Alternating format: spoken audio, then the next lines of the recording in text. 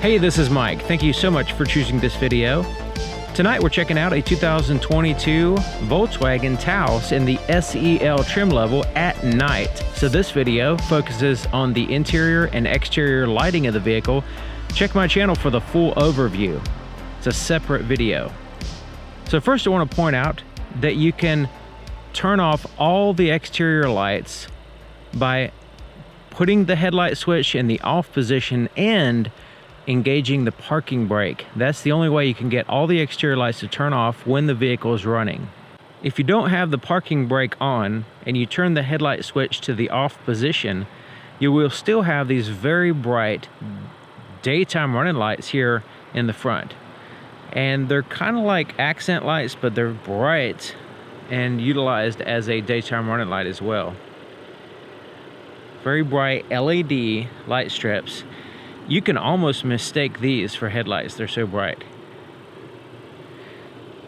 Now, no other lights are on the vehicle. No tail lights, no side markers, nothing like that. So you definitely want to have this vehicle in the automatic position, so that way it automatically turns your headlights on. When I turn the selector switch to the parking light position, these bright lights stay on here in the front, so that stays the same, but it turns on an amber side marker here in the front. The tail lights are now illuminated and they wrap around to the side of the vehicle, serving as a side marker as well. Very nice LED tail lights.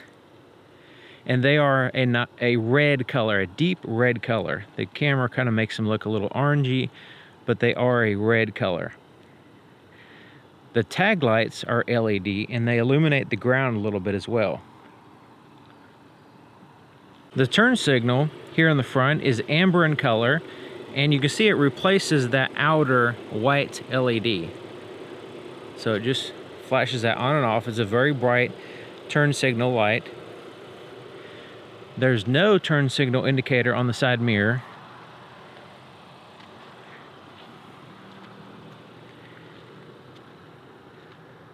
And the tail light turn signal is an amber in color, and it's a little bit separated from the tail light. So it is amber and the tail light itself is red, but on camera they kind of blend together and kind of look very similar. I'll try to change that a little bit here.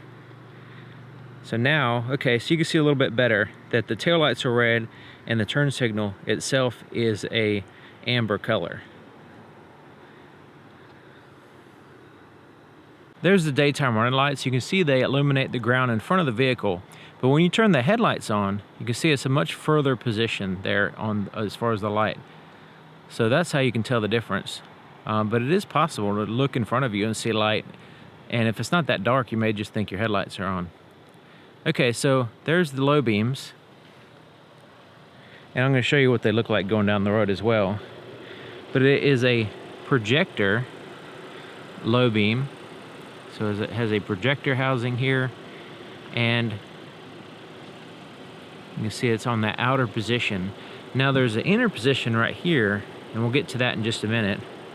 So in addition to the headlight being on here, also there is an accent light that now turns on. So right in here, in the center of the grille, is now illuminated. And you actually have to have the headlights on in order for this to turn on. For some reason, when you have the parking lights on, or just in general, these won't turn on unless you have the headlights on, and it kind of completes that line across the front of the vehicle, which looks pretty cool. It's not visible during the day though. It's not a daytime running light. It's just an accent light that looks neat.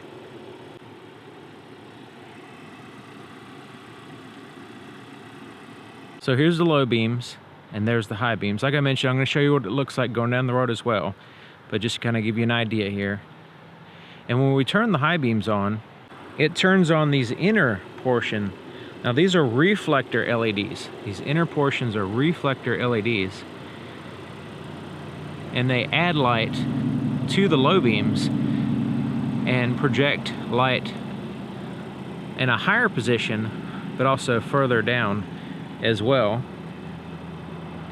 like down the road. Now they call these IQ lights, and they're actually active bending. So as you turn the steering wheel, while you're moving forward, you have to be going a few miles per hour forward. You turn the steering wheel and it'll actually turn the headlights a little bit in order to kind of help with visibility in the direction that you're going. It's kind of gimmicky and it doesn't really matter a whole lot.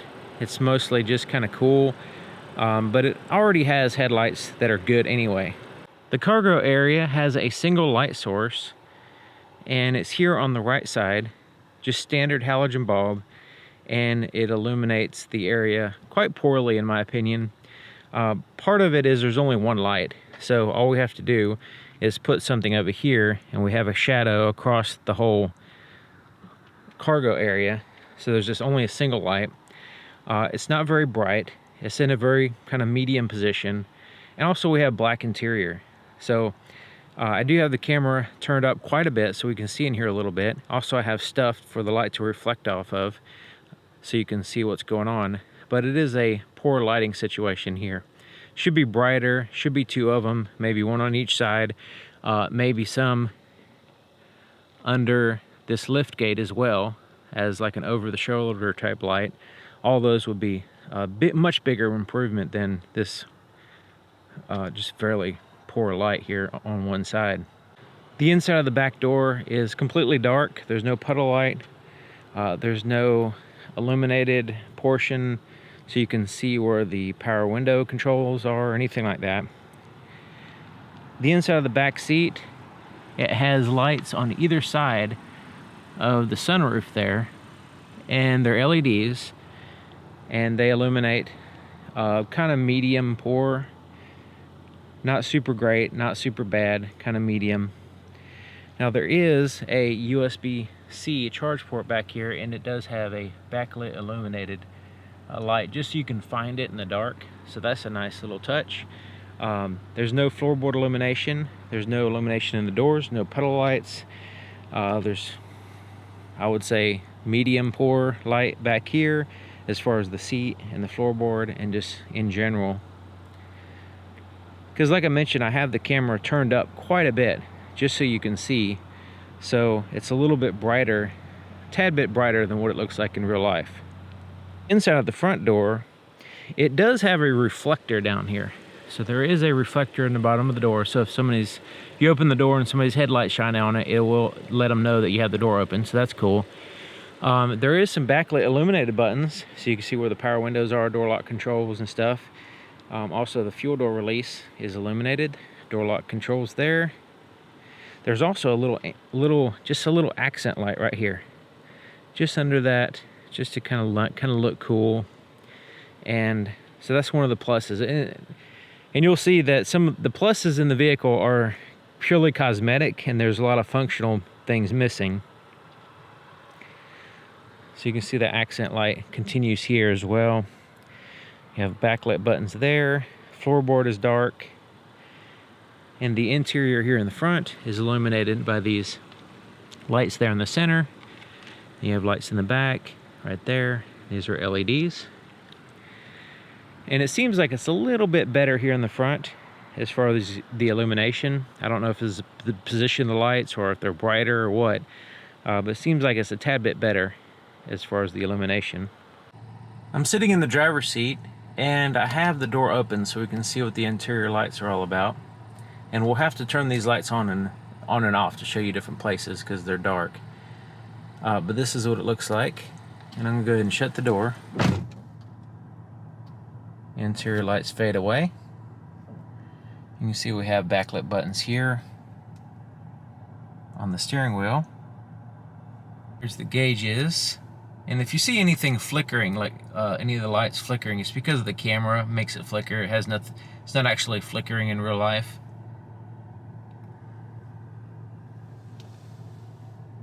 And there's the screen. Backlit buttons here, and you'll see there's a lot of dark areas as I pan this way. The glove compartment, zero light. So you can see no light in there. So I do have it open. Floorboards are dark. Cup holders are dark. There's not even like an ambient light that shines down here to illuminate this area. There's a place for a cell phone right here, wireless charger. This compartment is dark. So you do have some charge ports, USBs, that are illuminated in there, but the actual compartment is dark. The center console is dark as well, so there's no light in there. This is the worst thing right here I'm going to mention. Up here, or it's the worst thing to me. Up here, when you want to turn on the interior lights, it's because it's dark and you can't see. So you want to see something, right? So in order to turn the interior lights on, you have to find the switch, but it's dark, so you can't see it, so you have to feel around. The actual switch to turn on the interior lights is dark.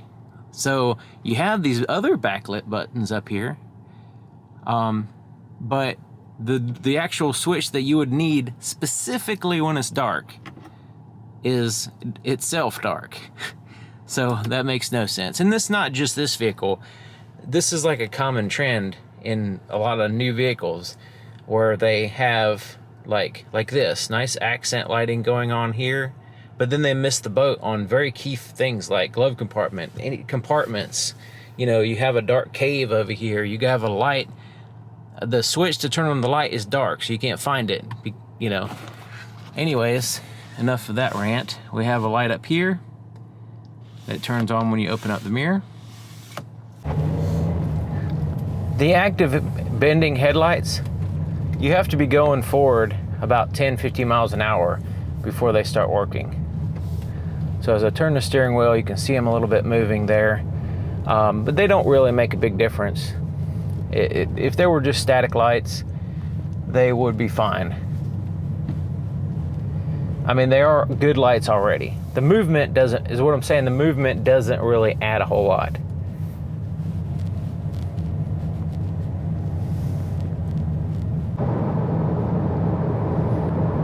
The low beams have a clear cutoff, and they do a pretty good job of not blinding other people. It is a little bit lower in the oncoming lane, but you see where I'm climbing the hill, where the headlights are going up a little bit, hasn't been an issue. Some vehicles, it's a major issue and it blinds people and stuff. This one has not been really a problem. It's not overly high. But you can see, you do still have, even with the low beams on here, good visibility there on the sides of the road and in front of the vehicle, you know, up to the oncoming traffic, basically.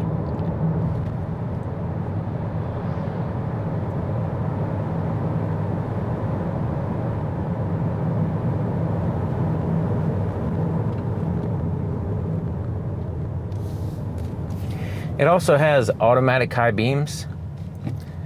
So as you drive, it'll automatically turn on and off the high beams for you when you have that enabled. And it seems to work fairly well. Hadn't had any problem with blinding people. And there's not it doesn't flash people or anything like that. Seems to work fairly well. So you can see it immediately dimmed when there was cars visible. So now we have the high beams on this dark road, and I can see pretty good. I would say it's above average for sure.